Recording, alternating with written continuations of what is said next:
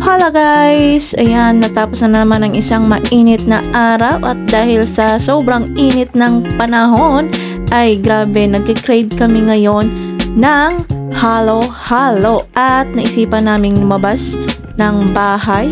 It's around 6 PM na ng hapon. Malapit nang magdilim guys. Ayan, kung nakikita nyo, kasama ko ang aking papa, mama at ang aking sister-in-law. So this time ay pupunta kami sa Lancaster Square para puntahan ang halo-halo shop na matagal na naming tina-target na puntahan guys. Kasi parang curious kami sa lasa ng halo-halo nila. At dahil matagal na tayong hindi nakalabas, ayan, bago sa aking paningin, may pa-welcome to the city of Imus na pala dito banda sa amin. Okay. So ayun na nga guys, andito na kami sa Lancaster at malapit na kami sa pupuntahan namin guys na halo-halo shop.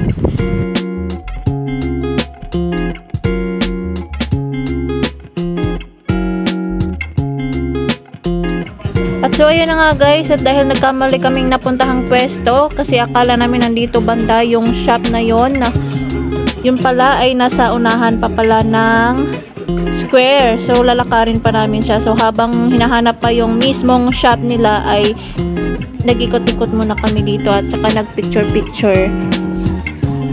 Kaya habang hinahanap pa yung shop ay tamang nood muna sa mga nagsusumba. And here we are guys sa Ben's Halo-Halo. Andito na kami sa pinaka mismong shop nila guys and we are excited to taste their special halo-halo ice cream. Ayan guys, ito yung pinaka shop nila guys dito sa Lancaster Square na branch. Ayan, so medyo madami-dami namang kumakain. So ayan yung mga menu nila. So ayan yung mga menu nila guys at ito yung menu book nila. May mga coolers, pika-pika sandwich, rice meals kung gusto nyo magkanin, and pasta. May mga drinks sila dito. Charan! Ito na yung pinaka-special na halo-halo nila guys at ito daw yung pinaka-best seller na flavor sa kanila.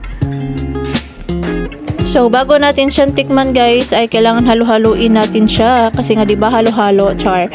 So feel ko naman guys, masarap naman siya guys kasi yung texture niya is parang ice cream at wala masyadong beans, which is pinaka gusto ko yung walang masyadong beans talaga.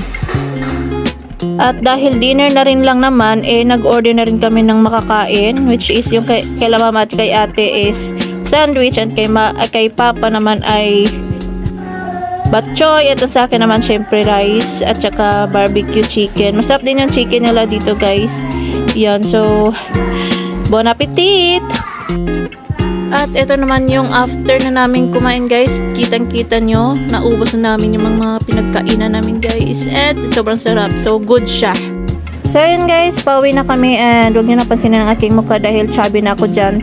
Char! So yan, pauwi na nga kami guys and thank you for watching!